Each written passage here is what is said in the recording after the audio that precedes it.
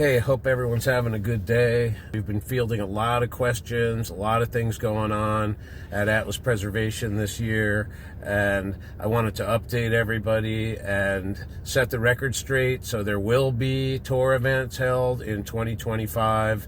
A lot of people concerned that the tour is over, but it is not. It is just delayed. And we were planning on doing a spring tour, but a lot of things kind of jumped in the way of that. So instead, what we're going to do for this year is we're going to do some kind of regional events and a smaller tour in the fall of 2025, and we're going to be planning a major significant tour in 2026, which will be the 10th anniversary of Atlas Preservation.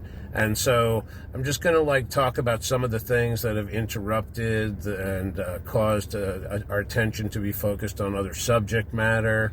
And a lot of people have probably heard about the situation that transpired with the product we've been promoting since the inception of Atlas Preservation in 2016, which is the D2 biological solution.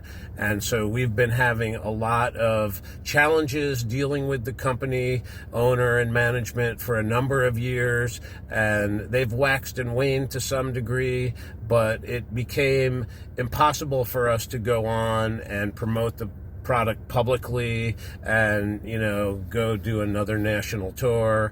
And so that was a significant factor in not moving forward with a spring tour. Additionally, we've done over 200 completely free events in the past 5 years, and it has been almost completely at our own expense. And I want to set the record straight on that. There's some confusion because we were able to gain some sponsorship, and we're really thankful for the sponsors that did get on board and helped us out offset a little bit of the cost.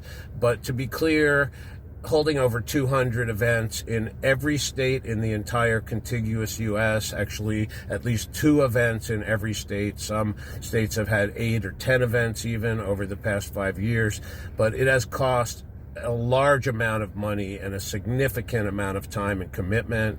And it's impossible really to estimate accurately the expenditure of, personal time and cost, but we can pretty much figure that it's been about $500,000 that we've spent. And the overall sponsorship total has been a tiny fraction of that, and probably 3 or 4% as offset a little bit of it. So just to be clear about that, the first year I personally financed the tour, and Atlas was a very small company then. And we've grown a lot, and still the amount of time and resources that have gone into this are tremendous, and the staffing to put it all together.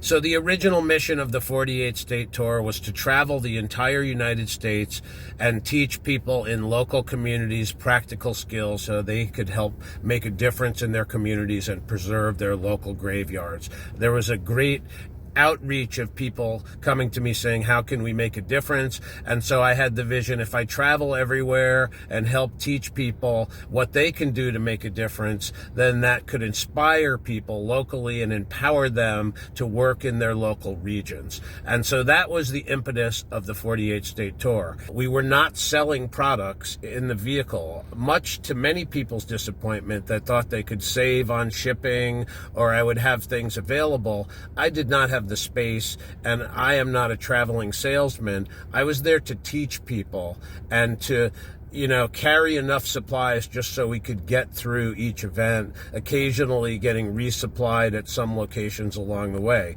So the whole point of the tour was to visit local cemeteries in each state in varying regions, bring a group of people together from that region and teach them how they could make a difference and help preserve the stones in their region. The goal of the tour was never for me to go do work and have a group of people watch me work. It was to empower them to help and to encourage them to have the confidence and skills so they could go on after I left. And so there was a lot of misconceptions along the tour, and people, sometimes we went to events that were not promoted at all, and it was very disappointing to show up in some distant state, many times in the western regions of the country, and have an extremely small group of people that thought I was just there to do some free work. There was other events that seemed to have been co-opted by other missions or goals,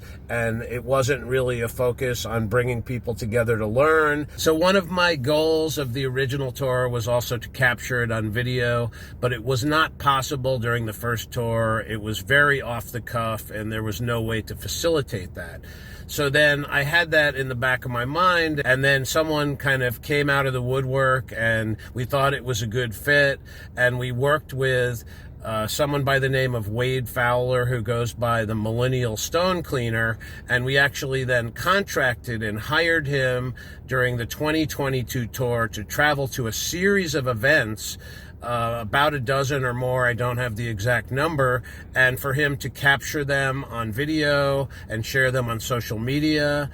So then in April of 2023, after the 22 tour, we hear that Wade Fowler, Millennial Stone Cleaner, made it onto the Kelly Clarkson show and was congratulated for what he called, paraphrasing, a self-funded tour to travel all over America and clean and repair gravestones. And he claimed that he'd traveled 20,000 miles to 16 states. We have correspondence after the fact in text messages back and forth, and Wade claimed that he was scripted to say that and that he actually didn't want to say that, but they told him he had to say that.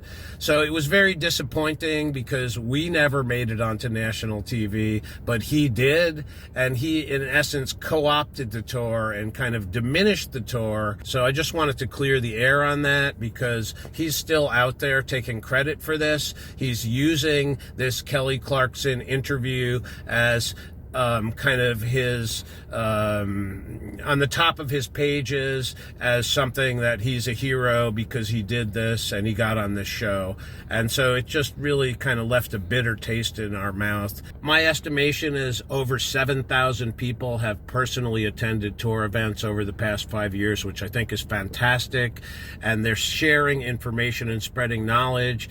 But there was a lot of sites and a lot of different attitudes that were developed over the course of the tour that were not in alignment with the mission. And so we needed to reconfigure and kind of restart everything. And so this year was a year where we were conflicted by many different factors. So we decided to take a step back and clear the air and let time kind of balance everything out. So we greatly appreciate everyone who submitted applications to be hosts of the 2025 tour.